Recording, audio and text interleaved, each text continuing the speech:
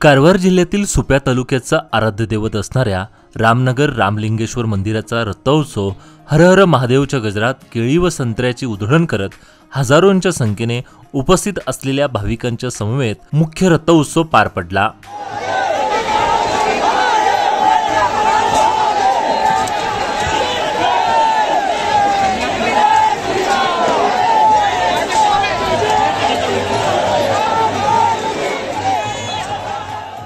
रामलिंगेश्वर मंदिराला प्रदक्षिणा घालत समोरच असलेल्या हनुमान मंदिराजवळ भेट देऊन रथ विराजमान झाला। त्यानंतर फळावळीचा सवाल संपन्न झाला।